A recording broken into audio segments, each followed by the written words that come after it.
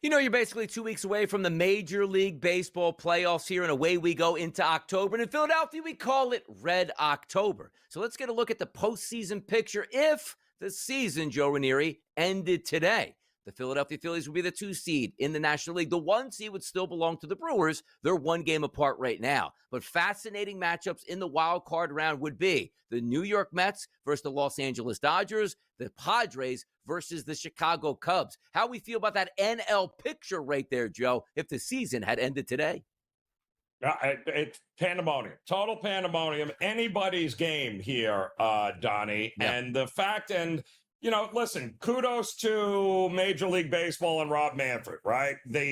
They wanted this exact scenario by adding another team here into the postseason mix. We've got meaningful baseball for a lot of teams in the final couple of weeks of the season, where years ago, Donnie, you and I'd have nothing to talk about here because the playoffs Correct. already would have been set, and that's the end of it. But there is a race to the finish line with some big market teams, which is exactly what Major League Baseball wants. Yeah, familiar foes, right, in the NL, which, again, those teams used to being in the playoffs here. We'll see if it goes the big names. Look at the American League. And, again, it is based on 1 year, obviously. And the number 1 seed right now would be the Toronto Blue Jays. The number 2 seed would be the Detroit Tigers. In what world, as we used to say, right? Houston and Seattle would battle the wild card, which would be a fantastic matchup. And then Boston and New York in the wild card round. Interesting that usually the quote-unquote heavyweights are in the wild card round, and the newcomers, if you will, sitting there at 1 and 2. Yeah, kind of crazy, right? It's always the mixing and matching some of the smaller market teams, some of the bigger market teams, the guys that you would expect to be there. I think it's great for everybody. And then it, bears the question, too, with some of these smaller market teams, Don, is like, so what is your excuse, Pittsburgh? What is your excuse, Colorado? Like, so you can't tell me you can't win because you can't spend like the Dodgers or the Yankees. I mean, what is their excuse? There should be no excuse. No excuses except to make more money and don't worry about the product on the field, because as long as we keep our payroll down, the Yankees and the Dodgers and the Phillies on their luxury tax, they'll be able to give us money and we'll be really profitable. And hey, everybody, don't enjoy Major League Baseball. Just come out and enjoy the ballpark, have a hot dog, go home. It doesn't matter if you win or lose. Welcome to the Pittsburgh Pirates and Bob Nutting. But if we take a look at Major League Baseball today, we had a doubleheader today. One at 1 o'clock, one at 6:45. That is the Atlanta Braves and the Washington Nationals. If I look at it, it's hard to sweep a doubleheader. But sometimes you just take a look at, like, Dane Dunning's not a great pitcher. Hey, just eat some innings for us. Chris Sale is a good pitcher. He's going to pitch game number 2 for the Atlanta Braves. But the 2 pitchers on the mound for the Washington Nationals both stink out loud. That's Irving and that's Gore. Come on now. We might be looking at a sweep for the Atlanta Braves today, Joe. Well, it was a good one last night. They were able to tee off on some pitching there, the Nats, and the Braves have not been hitting the ball at all, but they did last night. Will that continue into today? I think overs are definitely the way to look in some of these games here, Donnie, in this doubleheader today, because something tells me the Nats aren't exactly going to be held quiet, especially with that bullpen of Atlanta. Yeah, we need like a 4-3 first game, though, Joe, right? To really tee up that game number 2, because you want bullpen guys that can't be used and bullpens that are bad with the better guys already used up. That's something to watch out for that night game. But not great weather conditions. A little bit of rain in the forecast for game number 1. Wind blowing in both games between 8 to 10 miles per hour. Not the perfect conditions, but you do have bad pitching on the mound, particularly for the Washington Nationals. Let's go out 6:40 p.m. to Pittsburgh, which once again, come see Paul Skenes in this game. They might let him pitch 60, pitches tops, and then he'll dip out, and they'll probably end up losing the game. But Pittsburgh is a favorite, minus 125 or so across the betting landscape here, and a total listed at 7. You know you'll get Skenes for at least 4 to 5 innings. After that, good luck. Yeah, well, and listen, as good as Skenes has been, Horton has been really good in his own right for the Cubs. This kid has been absolutely phenomenal. And the Cubs, listen, the bats, they're dealing with some injuries. They're not hitting the ball like they hit in the first part of the season. It's kind of been a struggle here down the stretch. I don't know that facing Skenes is all of a sudden going to turn your luck around, but this should be a pretty good pitching battle here. Yeah, we'll find out. And again, you're looking to lock down that NL Cy Young Award and also not have him go into the 8th and 9th inning because it doesn't matter. You're done for the season. Have him go out there, no more than 70 pitches here. He'll probably be done by 4 to 5 innings, and away you go into your off season. And then you can lie more the Pittsburgh Pirates, say, hey, we're going to sign some guys, and maybe you'll bring back Andrew McCutchen. Congratulations, Pittsburgh, back to the basement next year at that point. San Diego and New York, that's the Metropolitans. The heat's on. Well, they can't win the division. They know that. They're just focused on making the playoffs now, but they're going to get a test because San Diego also has their eyes on the prize at making the playoffs and maybe chasing down the Los Angeles Dodgers. King versus Holmes on the mound, roughly a pick 'em at a -115, -116 split, and a total of 8. Pressure on the Mets. Do they get it done at Citi Field? Well, just as much pressure on the Padres, too. It's not like both these teams are playing their best baseball down the stretch here, but Michael King, it's good to have him back in that rotation for the Padres. I think this is his second start off of that second stint on the IL, but we know about Clay Holmes, man. He's slowing down here, Donnie. You know, reliever turned starting pitcher. Yeah, we're starting to see maybe a little bit of fatigue with him. The bats have to come alive for the Mets. Otherwise, that's all she wrote here. I give the advantage to the Padres and Michael King early in this one. Let's see up another one here. Yesterday, a lower scoring game down there in Tampa, Toronto and Tampa Bay, which saw Toronto pick up the victory, their 5th straight on this season. Toronto going with Barrios today, going up against Pepio. Roughly a pick 'em again. -120 prices have dipped down to right around -110 in a total. Let's hit at 8.5 across the board. Is this win number 6 in a row for the Blue Jays, Joe? I feel like this is a lot of runs coming. Barrios on the road in that ballpark, hot mess there. Pepio has been known to give up a home run or two here. Feels like we're going to get an over here in Tampa tonight.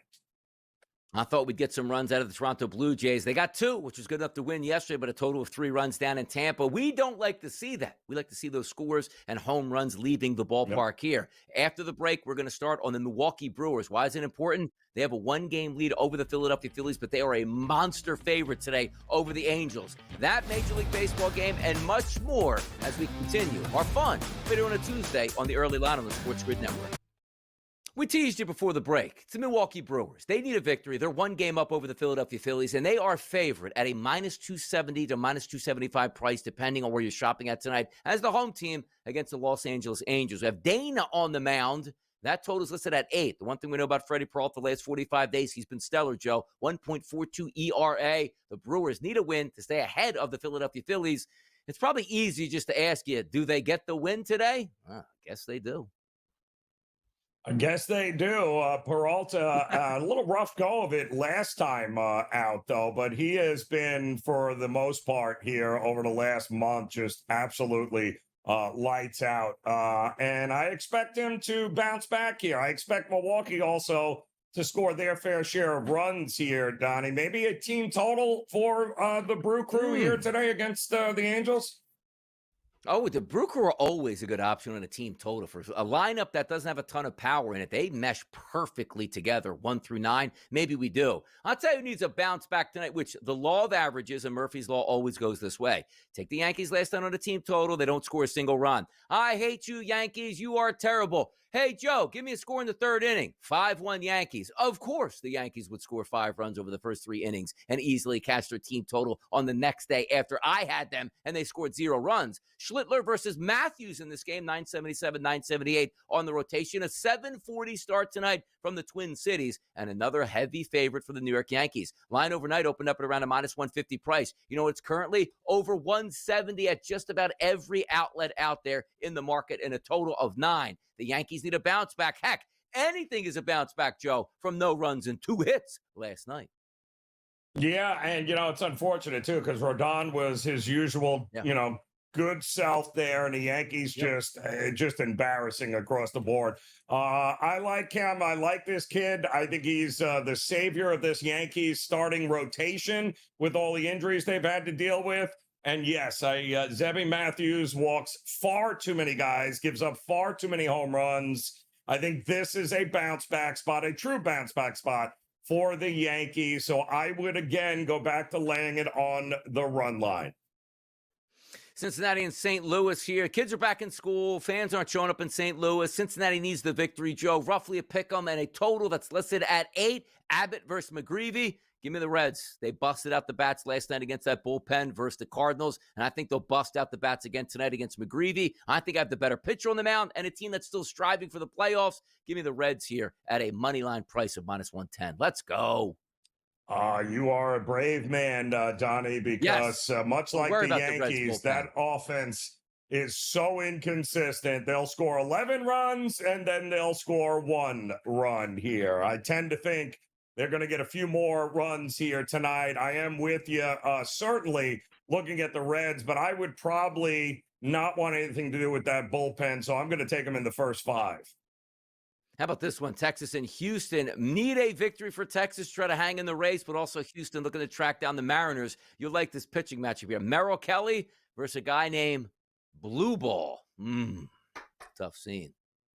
Yeah, I'm going to leave that one alone and just let you know that Merrill Kelly has been outstanding here for the Texas Rangers. One of the better trades at the deadline, I think, of all of them when it all said and done. But when you consider that, we have missed Marcus Semien, Corey Seager, Evaldi, when all the things the Rangers have had to go through, and yet here they are battling. I like Merrill Kelly, just the guy on the mound for the Rangers to get it done here. And by the way, win the season series, which is a huge tiebreaker against the Astros. Let's skip over to this game. The Philadelphia Phillies and the Los Angeles Dodgers here. Sanchez is going to be on the mound, the left-handed pitcher for the Phillies. Maybe their best overall pitcher. Shohei Ohtani for the Dodgers. The Dodgers really need this game. The Phillies, yes, they do, because they want to track down Milwaukee. But I would love to see betting statistics of a team, Joe, that clinched the night before and how they perform the next day, particularly against a pretty good pitcher on the mound. This is going to be Dodgers first 5 for me here. I think Ohtani gets it done. I think that the Dodgers will play from in front. Not a ton of runs in this game, but I think they'll have the lead after the 5th inning in this one. Yeah, slight favorite here for the Dodgers in this game, and that total at 7.5. I'm interested to see because it does scream under where maybe a Schwarber or a Harper won't be in the lineup. But also understand this. We explained to you that the Philly season isn't done from clinching. Like, we got it all wrapped up, top seed, away we go. They're still trying to fight for that top seed, which is big because that's the difference between playing either the Cubs or the Padres, as it would be today, or getting the Dodgers or the New York Mets, which is one of your rivals here. And he didn't fare too well against the Mets last year in the playoffs. I got to tell you, nobody has left the keys in the car, opened the back door wide open than the New York Mets, Adam. They have let everybody who was dead and buried a month ago back into the race. And here they are, taking on the Padres tonight. And yikes. And now I believe Holmes is gone, but Manaea is going to be coming in after him. It is a hot mess in New York. But can they win this game tonight against the Padres? Yeah, you could take the desperation angle really with either side of this game, right? You could look at the Mets and say 1-9 over their last 9. Still, they're in that mix. They have a 1.5 game lead for the final wild card spot. So, sphincters are clenching and they're trying to hang on to this thing. But on the other side, let's not ignore that the Padres, who, they're going to be in the playoffs regardless, but they still want to win that division. They want that first round bye. They don't want to have to deal with that. They're trying to overtake the Dodgers and have limited time to do so. 2 games back in the NL West off of these 2 straight wins where they are right now. And, for me, I don't ultimately know who's going to win this game. This is a lean into the better pitcher in the first 5 innings, take the bullpen out of it. You guys know I like my first 5 plays, and I think Michael King against Clay Holmes and the uncertainty of Holmes with Manaea behind him, as you outlined, Joe, I think King is the spot. King has been a model of consistency. He has only allowed more than 3 runs one time all season. Now, he hasn't pitched all year. I think it's a dozen starts, but nevertheless, one time he's gotten roughed up, and even, roughed up, I think it was 4. Every other time it's usually 1, 2 runs. He is very good. Holmes on the other side, very inconsistent. Gave up 4 runs in almost 4 innings, didn't even make it through the 4th. The only time that he saw the Padres back in July, the Mets have lost his last 3 starts. So he's just prone to giving up runs early. So even if the Padres bullpen has a problem and the Mets come back and win this game late, a la the Dodgers last night against the Phillies, I still like the Padres to be in front at the end of 5. If you take a look at teams that have to win in Major League Baseball, how about Boston and Milwaukee? You don't want to take those heavy price points. So what do, Adam? Put them together, baby.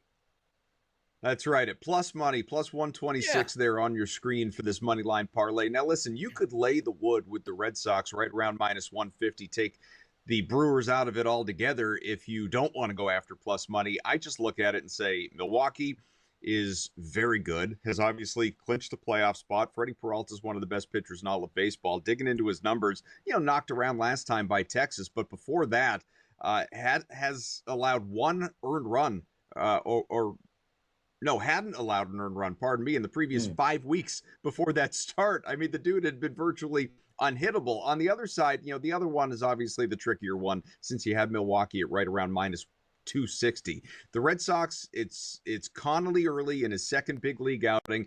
The first one, 5 shutout innings, 12 strikeouts, came against this same Athletics team that he's going to see at Fenway. But after dropping 2 out of 3 against the Yankees, there does have to be an urgency for Boston to get this win to keep its wild card playoff hopes in firm grasp.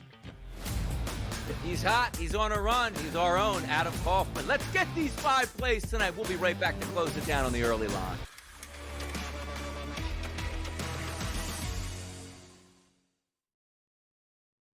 Hey now, Joe, where are we going tonight? Pick up on a nice win on Monday night, roll it over into Tuesday. What's the deal? If it ain't broke, don't fix it. That's a great song, and it applies once again here today because it's Paul Skenes Day, ladies and gentlemen. And what do we do each and every week on this show when Paul Skenes plays? We go first 5 under 3.5. And the good news is the guy he's going up against, Cade Horton there of the Cubs, has also been outstanding this season. And Pittsburgh showed how good they are offensively last night when they scored. Let me think about, no runs against those Cub pitchers.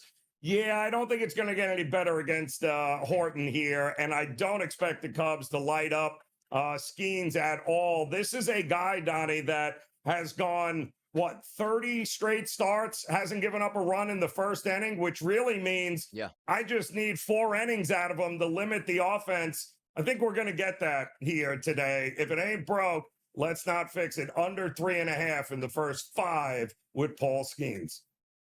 I'll keep it simple tonight for me. The Cincinnati Reds and the St. Louis Cardinals. One team playing for a lot, one team playing for nothing. I think I have the better pitcher on the mound today. I'm going to go with Abbott and the Reds on the money line at a minus 110 price here. Kaufman just came on, said he liked the Reds in the first 5. Let's get a full game victory as well to put more pressure on those New York Metropolitans. So 2 games tonight, 2 baseball shots. Joe's going with an under 3.5 between the Cubs and the Pirates. For me, money line on the Reds at a minus 110 price. Joe, I'm feeling good. Get the vibes going, the good zen. 2-0 night. What do you say? I love it here. And if the Reds win, that means the Mets lose. And then, keep an eye on Arizona as well, Donnie.